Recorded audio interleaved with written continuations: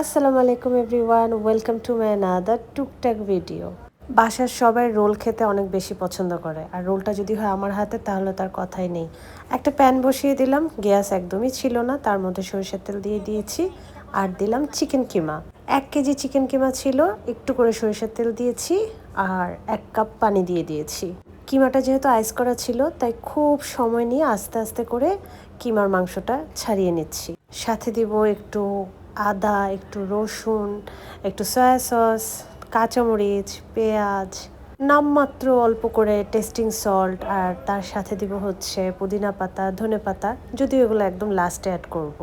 চিকেনটা আস্তে আস্তে জমাট ছাড়ুক, এরই মধ্যে করে নিব আমের জুস। আমের জুসটা আমার বাসার সবাই খুব বেশি পছন্দ করে, আর এর মধ্যে খুব সুন্দর একটা তেলোয়াত ছেড়ে নিলাম। তেলোয়াত শুনতে শুনতে কাজ করলে না অনেক বেশি ভালো লাগে। চিকেনটা একটু সময় নিয়ে ভাজা ভাজা করতে হবে, কিন্তু একদমই পোড়া লাগানো যাবে না, লাল হওয়ারও দরকার নেই, একটু জুসি জুসি ভাব রাখবো। আস্তে আস্তে সূর্য ডোবার সময় হয়ে এসেছে, আকাশটাও লাল হয়ে গেছে। পরিমাণ মতন বাটিতে নিয়ে নিলাম চিড়া। এবার চিড়াগুলোকে খুব ভালোভাবে ধুয়ে পরিষ্কার করে নিব। তারপর কলা দিয়ে দিব, বেদানা দিয়ে দিব, কিশমিশ দিয়ে দিব। আমার গাছে অনেকগুলো জবার কলি এসেছিল, পাখি এসে ঠুকরে ফেলে দিয়েছে। আমি এগুলোকে ফ্রেশ রাখার জন্য ফ্রিজে রেখেছিলাম।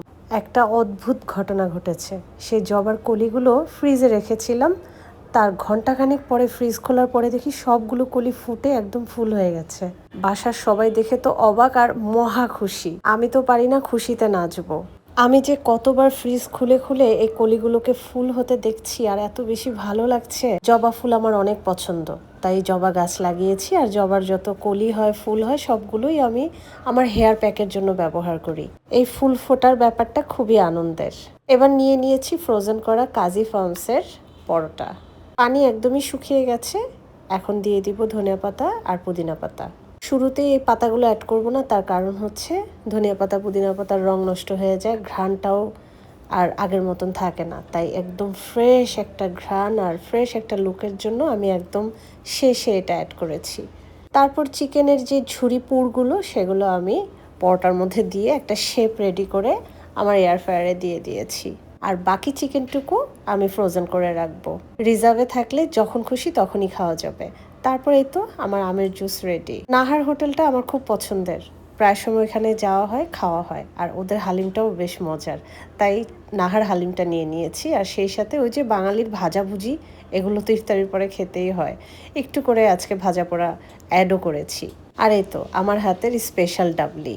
এয়ার ফ্রায়ারে রোলগুলো আমি কিছুক্ষণ পরপরই চেক করে নিচ্ছিলাম, কোনো পাশ যেন পুড়ে না যায় সেদিকে বিশেষ খেয়াল থাকে আমার, আর চারপাশটা যেন খুব ভালোভাবে ক্রিস্পি হয়, তাই সব দিকে খেয়াল রাখছিলাম।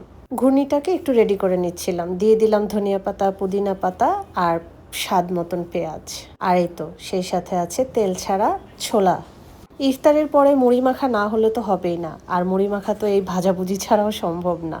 চিড়া দিয়ে ইফতার করা শেষ করেছে, এখন বাসার সবার একটাই ডিমান্ড, আমার হাতের মুড়ি মাখা চাই চাই। আর করা, মুড়ি মাখতে বসে গেলাম। সবগুলো ভাজা পোড়া একসাথে করে ভালো করে মলে নিলাম, আস্ত থাকলে আমার আবার একদমই ভালো লাগে না। তারপর দিয়ে দিয়েছি একটু করে লবণ, একটু করে সরিষার তেল, তারপরে ঘূর্ণি, সব কিছু। আর এই তো একটু করে লেবু দিয়ে দিলে কিন্তু টেস্টটা আরও বেড়ে যায়। তারপরে ঘ্রাণের জন্য দিয়েছি একটু পুদিনা পাতা। সবগুলো খুব ভালো করে মেখে এবার দিয়ে দিব মুড়ি। অনেকে এই মুড়ি মাখাটা ইফতারির শুরুতেই খেয়ে ফেলে, কিন্তু আমি যেহেতু চিড়া খাই, অন্যান্য শরবত খাই, তাই এই মুড়ি মাখাটা আমি ইফতারের অনেকক্ষণ পরে খাই। তারপরে স্পেশাল আমার হাতের রোল, আর সেই সাথে লাল চা, সব কিছু নিয়ে একটু আড্ডায় বসে গেলাম আর আপনাদের সাথে শেয়ার করলাম।